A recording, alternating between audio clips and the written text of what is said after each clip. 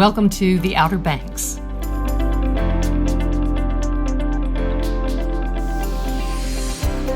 The Outer Banks is a series of islands on North Carolina's shoreline, carving out nearly 200 miles in a long, narrow strip.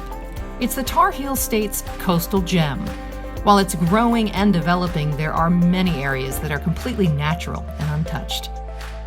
Here you'll find some of the largest stretches of nationally preserved beaches in the country. It's also a fun destination for a variety of eats. Later I'll be checking out this. The Outer Banks is the kind of place you come to get perspective. And it really doesn't matter what your thing is. It might be sitting on the beach, catching some rays, eating to your heart's content.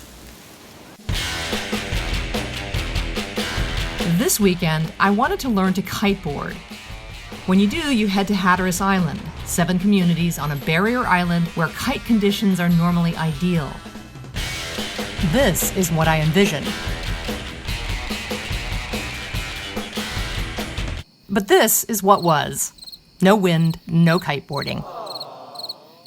It's the windswept shores of North Carolina that made the Outer Banks famous.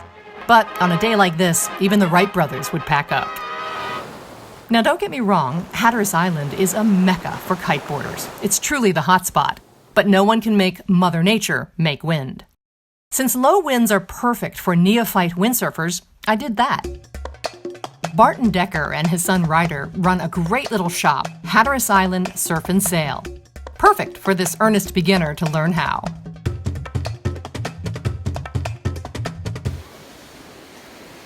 Next day, I headed south. You'd think navigating would be easy. After all, it's a straight, single line down Highway 12. You head north or you head south, that's it. But I kept heading north when I thought I was going south and heading south when I thought I was going north. I finally downloaded a compass and problem solved. Just north of Avon is more soundfront and beachfront under the stewardship of the National Park System. Here, along the protected coastline, were more discoveries and stunning nature. Buxton was my final destination. This town has its priorities straight.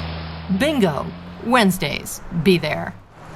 It's here I discovered the apple ugly. Just about everyone I spoke with said to try one of these, and I was told to come first thing in the morning. When they sell out, they sell out. None for you that day. Well, everyone else got the memo too. Orange Blossom is known for these things, and people come from all over the place to try it. I knew right away this was going to be an elbowing competition, and it started with all the vehicles trying to squeeze their way into the lot. When Doris and Alan Oakman and Lillian Hundley started the bakery, they may have hoped for such a legacy. If an apple fritter and a jumbo donut were in a polygamous marriage with a cinnamon roll, that's an apple ugly. So much stuff going on in there. Baked apples, layers and layers of rolled dough. The lines are always there, with good reason. It tastes as good as it is ugly. I told a friend, and here's what she said. It is ugly. Thing is, they're as big as my head, and I'm guessing a pound each. And yes, they're scrumptious. The people I work with had never had one, and I took one into the office one day, and they said it was the best thing they ever put in their mouth. It is a wonderful donut. I mean, I don't know if it's a donut, though.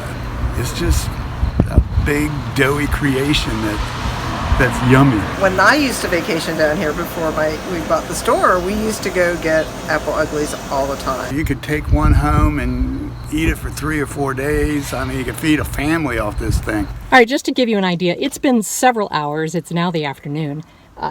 This is still heavy. If I wanted to camp out on carbs, I could make this last the entire day.